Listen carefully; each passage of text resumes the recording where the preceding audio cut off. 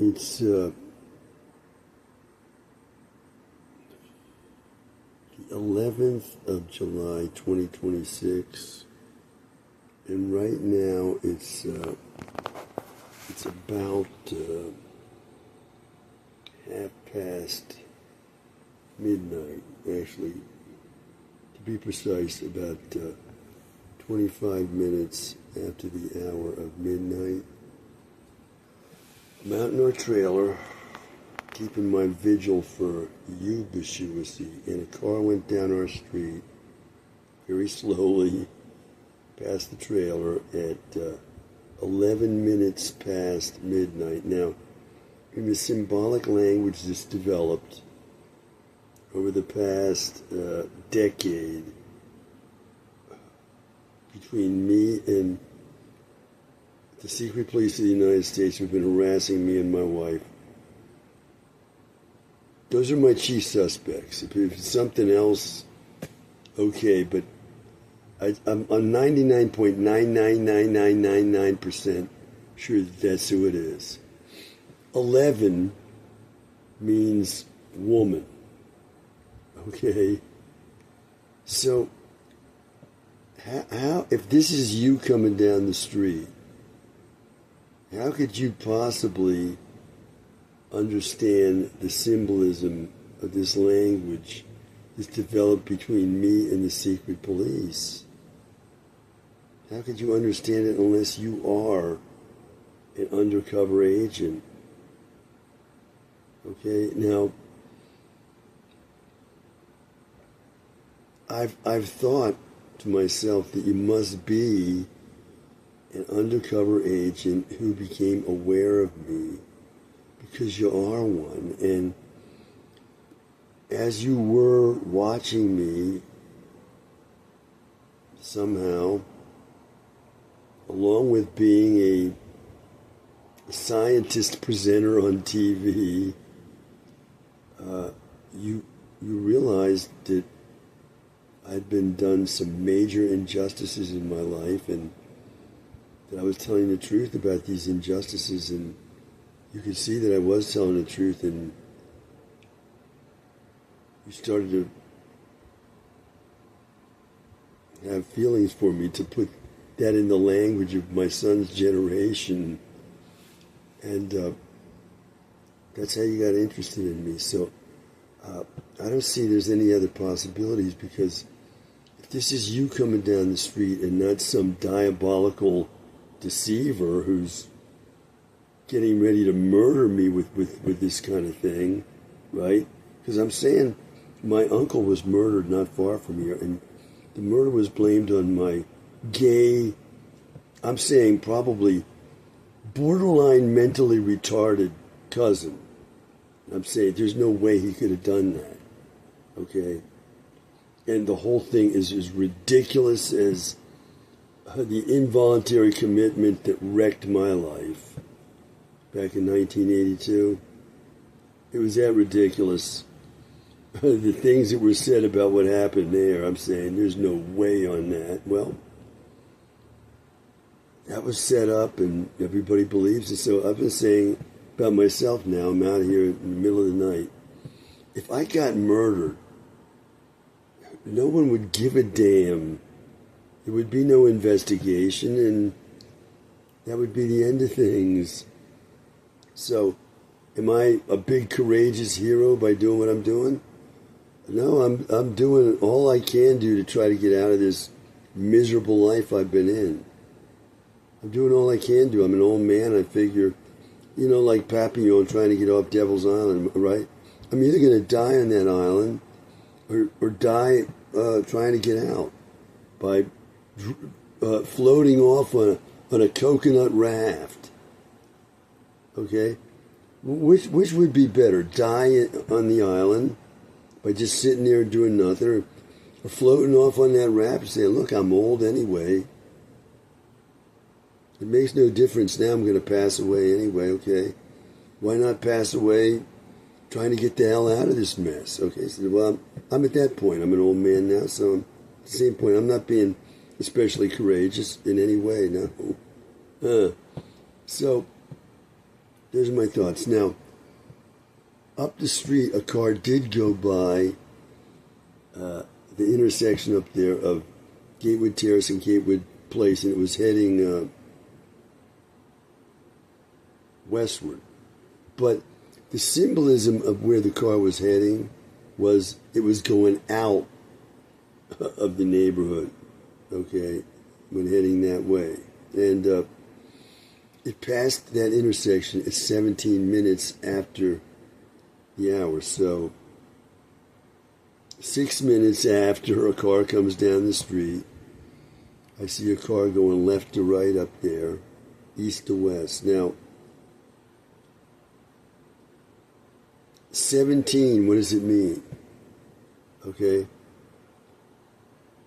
When I was 16, I dropped out of an exclusive private school, which I loved. I loved that school, and I was doing great there. But America's Man of the Year, the big hero here in the United States, the big famous, well-respected doctor who got honorary awards.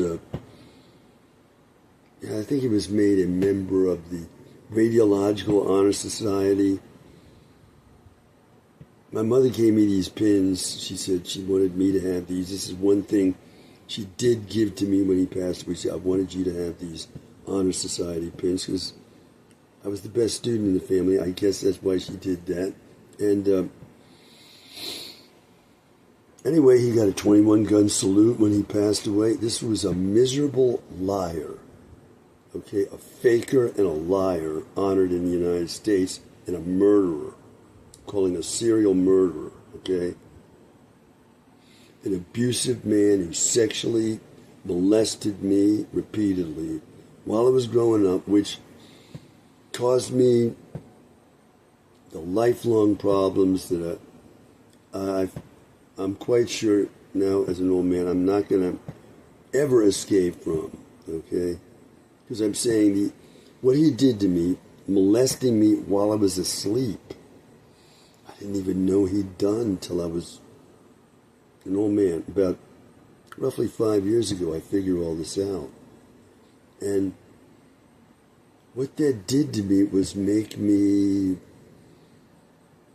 the word taboo occurs to me, the way Freud used it, okay? It's a word of foreign origin, and it means something kind of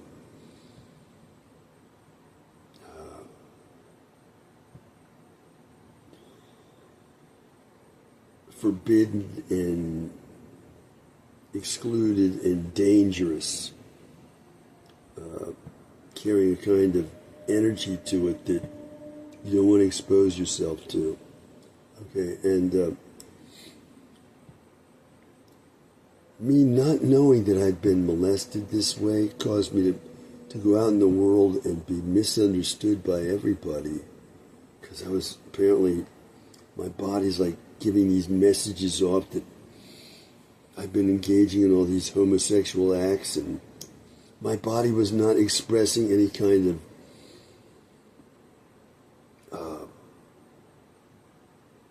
violence to these acts, that as if I struggled against them or anything, I guess.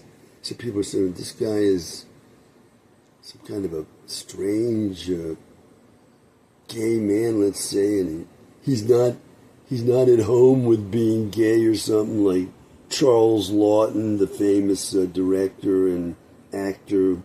I read online that he was very uncomfortable. He was apparently a gay man, very uncomfortable with being gay and all. Oh my God. I'm a normal heterosexual man with not the slightest interest in gay. Okay, and I've passed every test known to man to show that this is true about me. And nevertheless, because it's written all over me that I have been engaging in these acts repeatedly, and oh yeah, people are asking unconsciously, did you do it? I say, yeah, I did it. And what the hell are they talking about, right? But they're talking about this, and so I can't reconstruct the whole meaning of everything that's happened, but the result is, I'm going to say that women have wanted nothing to do with me, and so have men. I haven't had, unless the men have some predatory sexual interest in me, then they're all smiles and everything with me. It's been disgusting. So I'm saying I bring about this instinctive response from others that they're not even aware of. They're responding to unconscious signals that I'm making behaviorally that I don't even know I've been making. Anyway, I figure all this out after a wrecked life, okay? And, well, now I've wandered down this discussion here, and I'm kind of forgetting what the hell I was talking about when I started out. Let me put this on pause. I think I was trying to figure out what does 17 mean in the number symbolism language that's developed between me and the secret police. Okay, because right, I'm stuck in this isolation that it's inescapable. Okay, I'm in what I call solitary confinement, and so I got plenty of time to think, being completely isolated the way I've been for over 40 years. And so over the past decade, when we've been, me and my wife have been mercilessly harassed. We were trying to live in Colorado. We weren't allowed to. The secret police got in there and messed up everything we were trying to do out there. All our bills were followed everywhere. The TVs don't work when they ought to, and everything is being messed with, and we're being mercilessly harassed so that we can't live out there. The simplest things don't work for us. So we're out there in the Park County office doing everything by the book. We're going to put our address up exactly by the book as described in the Park County regulations. You got to buy this tested wood, whatever it's called, pole. It's got to be put 2.5 feet into the earth. We dig the hole 2.5 feet. We buy the treated lumber post, and the sign has to be made by the fire department a certain way. It's got to be a green sign, so on. We do all this. We're there at the Park County office asking them about the address. We're telling them we got 3 plots of land. We want the address to be this and so on. We do all this. We put everything perfect according to the rules, and they give us the wrong address. Okay? So, nothing's going right. So, I'm out there and I say, look, I tell the whole office one day, we don't have to live out here, okay? You're going to treat us like this? We don't have to live here, okay?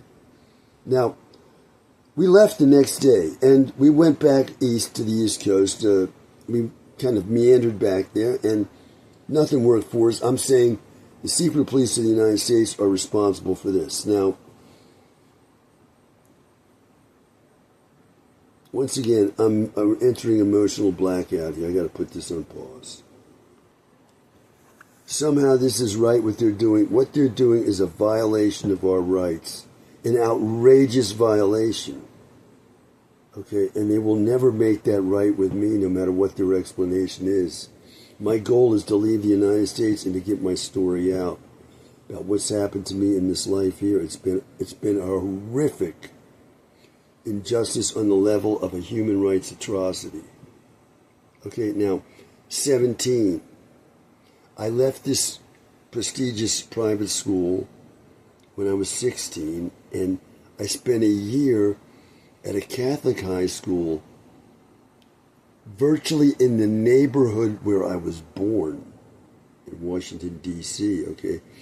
This move of mine made sense in ways that at the time I made it were not in any way conscious in my mind, but looking back now at where I might have gone to school, I can see the sense and the explanation for why I chose to go to school at this particular place, and it's too involved of an explanation to go into. However, 17, I went to this school, and it was known for drama. Okay, and it also had the #1 football team. That's American football, you know, with the helmets and the pads and all, not soccer. Had the #1 high school football team in the Washington, D.C. area. That's quite something, and it had been #1 for years. This is quite a thing, but as well, it was a school well known for its drama and its productions of drama. And I got into that drama and was, how do I say this about myself? I was a kind of leader in that drama. I had major parts in the school's fall production, and then a leading part in its spring production. So I was involved in drama, and that was age 17. So 17, in the symbolic language that's developed, kind of means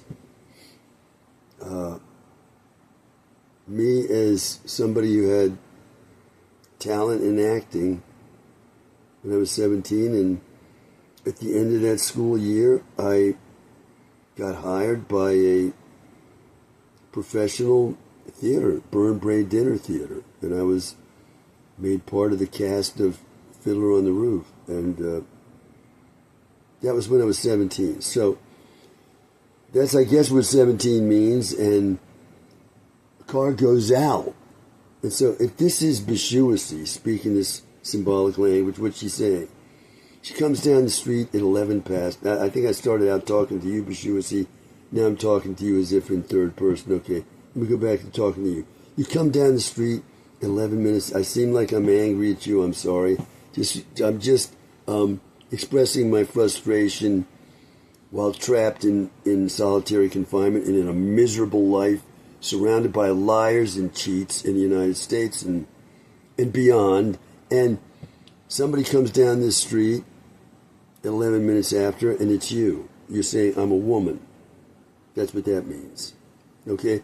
And when you pass going out, I'm going out with you, the 17-year-old. You were good in drama, and I'm going to go out with you as if you were way back when you were 17, and you weren't going out with anybody, and you didn't go out with anybody till you met your wife at age 40 and married her. So that's what all that means. It's taken me almost 20 minutes to devote to this. Now, I'm saying that if this is you, Bishuasi, you couldn't possibly understand this symbolic language unless you were a member of the secret police yourself. Now, I got lots of videos on this subject where I'm saying, I saw on what I used to call your website, and I don't look at that anymore. I don't look you up. Now I sound like I'm angry at you again, but I don't even know if I'm talking to you, right? Let's face it, it's been almost the length of time the United States was in World War II with Japan. Okay? This is the 11th. On the 14th, I will have devoted to this relationship as much time as the United States devoted to World War II with Japan. Okay?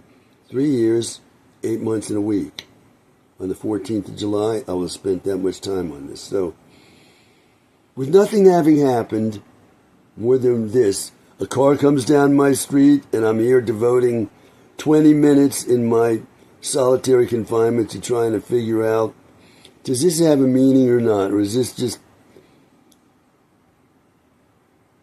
somebody slowly passing down what could be a murderer? Could be a murder plot here. And another murder that nobody suspects to be a murder, right? These are well thought out murders. And so that's what this could be. And, well, anyway, those are all my thoughts. And I'm saying from that website, what I used to call your website, I saw this video which you apparently put on there that showed these two CIA agents who were trying to escape being in the CIA. They'd married each other in the CIA, and they were saying, we'd like to settle down and have a family and have something like a normal life. We've been living in some foreign land as agents. It's been a dangerous life. Now we're married. We're somewhat young. The woman is still in childbearing age, and we want to have kids and have a family somewhere safe in the United States. And the CIA said to them, no. We want you to do this, that, and the other. No. So they said, look, you say no, we're going to go to court on this. So the CIA said, well, wait a minute. Well, let's rethink this. Okay, the threat that they were going to be taken to court. But as a result, they're saying, because of the nefarious way this agency works, they were now afraid for their lives. They'd said they trusted no one in the United States now, and they wanted to leave the United States. Interesting, huh? So I'm saying, once again, that if you understand this number symbolism, you have to be in the secret police, which means that could explain the 3.5 years this has taken where you haven't been able to say hello to me, even. Okay? And I've been holding on, nevertheless, because to me, you are. I don't want to do that either. Be too effusive in my praise. That kind of thing throughout my life has got me incredible rejections, and I don't want any more. So I've learned not to do that. So yeah, it's quickly it's being showing that you're needy, and nobody likes a needy person. I guess including me, right? You show you're too needy, and people are, what is this? Now get the hell out of here, needy. Needy.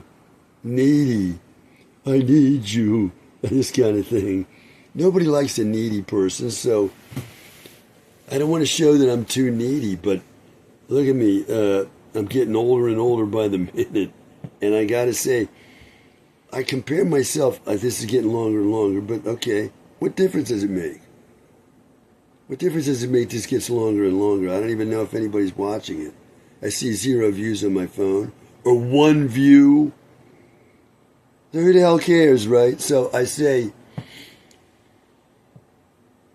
I don't want to seem too needy because it's brought me bad results. But I've been comparing myself to the woman in that movie, Silence of the Lambs, who's down in that pit, in that postal worker's house, right? He's dug a damn, what is it? A pit out of the earth, you know? You go in his house. And you see this the earth has been dug out within his house, and his woman's down in there, and she's naked down in there. He's going to murder her and take her skin off her body to make himself a suit out of women's skin. So I'm like her. I'm a man trapped in a bizarre postal worker's house. The postal workers of the United States of America. It's had me trapped in here for years. So if I seem needy and needy, I'm sorry. That's the way that woman seemed, right? She said, hey, when Jodie Foster enters the house, and I don't, let me just be quiet. Jodie Foster enters the house as an FBI detective, and the woman says, hey, get me the hell out of here, right? Well, what do you think I'm saying? Same thing. Well, anyway, those are my thoughts. And I'm saying, if you're familiar with this language, you have to be a CIA agent. And once again, that explains the length of time this has taken because, as I say, the messages I've seen from you indicate to me that you are telling the truth about your feelings for me. You're telling the truth about those feelings, and you're not letting go either. You're trying to get to me in some safe way. Don't ask me what's going on your end of this, but you're trying to, I guess, do what you got to do and battle what you want to do with who you are as a secret agent, as a undercover agent. Now, are you trying to escape being an undercover agent, or are you trying to stay in that undercover position you have and also make things work with me? Well, I don't know. But I'm saying you gotta be an undercover agent. And I'm saying America's Man of the Year, the man who abused me and wrecked my life, he must have been an undercover agent as well, or somehow connected up with those folks. I wouldn't know what the connection might have been, but that's all from me for now. Bye for now.